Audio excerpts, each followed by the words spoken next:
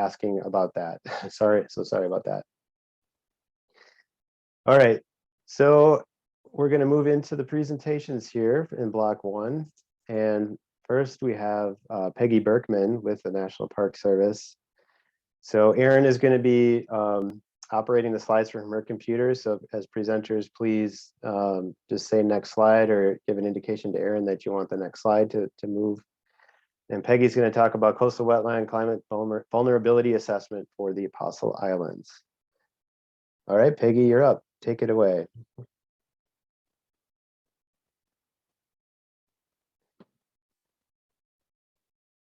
And we can't hear you if you're talking. Sorry about that. I thought I had hit the unmute. Now we can hear you. Great. Hi, I'm Peggy Burkman, and I've been the biologist at Apostle Islands for almost 20 years. And thanks to the folks that put this symposium together.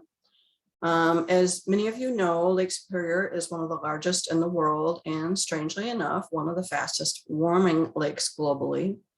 One thing that may be less commonly known is that this warming has also caused wind speeds over the lake to increase at a rate of 5% per decade since the mid-1980s.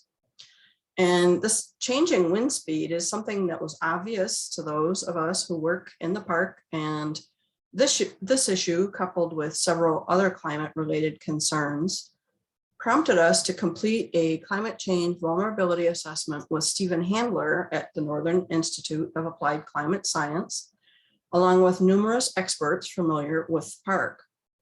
That assessment identified coastal wetlands as vulnerable to climate change.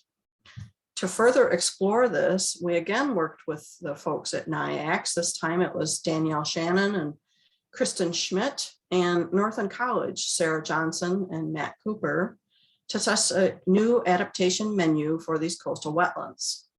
And this process involves defining your location and focus, assessing climate change impacts and vulnerabilities, evaluating objectives considering climate impacts, identifying adaptation approaches for implementation, and monitoring effectiveness. Slide 2, please. And our work group spent some time thinking about identifying vulnerabilities, and we found that lake level changes and increasing wave action, increasing storms and associated erosion and sedimentation, loss of stabilizing vegetation on berms between wetlands and the lake, and associated temperature and chemistry changes from these types of breaches were top in our consideration. Slide 3, please.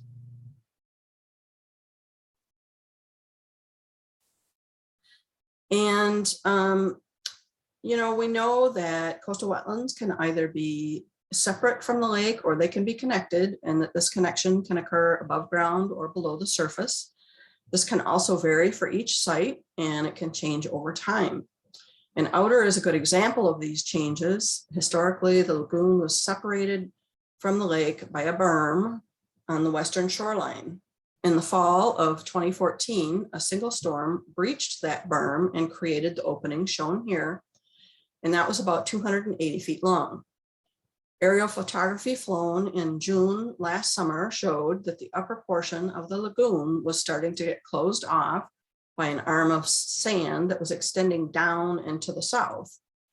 And then this last fall, some of our staff reported that the lagoon was closed off again. So this example kind of prompts questions about, you know, what does this mean for these historical natural disturbance regimes, you know, the connections between the lake and the lagoon? And what does it mean, you know, for the future of these Great Lakes coastal wetlands? Slide 4, please. With all of this information in mind, we reviewed the NIAX Coastal Wetland Adaptation Menu. And strategies focus on hydrology and sediments, water quality, vegetation, erosion, and infrastructure. And the items that are starred there were the ones that we identified as being valuable considering some of the things that we're facing. And the most options were in the area of maintaining, restoring, and managing coastal vegetation, as well as some in the infrastructure category. And there are some of these things that we already do, but identifying what is being done and looking at a list of options of things that we are not doing right now was really valuable. And slide 5, please. Moving forward, we want to continue to support long-term studies in coastal wetlands. We want to tweak our current existing or our current exotic plant management. I'm thinking of increasing the monitoring efforts in wetlands. Also, we do have cattails out on Michigan Island, and I want to start thinking about physically removing the stems after treatment. Something new that I want to try to consider doing is to start monitoring that berm habitat and, you know, look at, is there potential for restoration needs? And then considering action points in the future. But of course, all of this is complicated by the fact that some of the coastal wetlands are in wilderness in the park. Using the NIAX process was really useful to identify and synthesize information in a way that is readily accessible and useful for managers and educators. And the menu, as I said, it was really useful to be able to just look at an array of options rather than having to generate all of those ideas ourselves. And this process really highlighted the complexities of understanding climate impacts in Great Lakes coastal wetlands. And then off to the right there, I've shared a few links to documents that I mentioned here.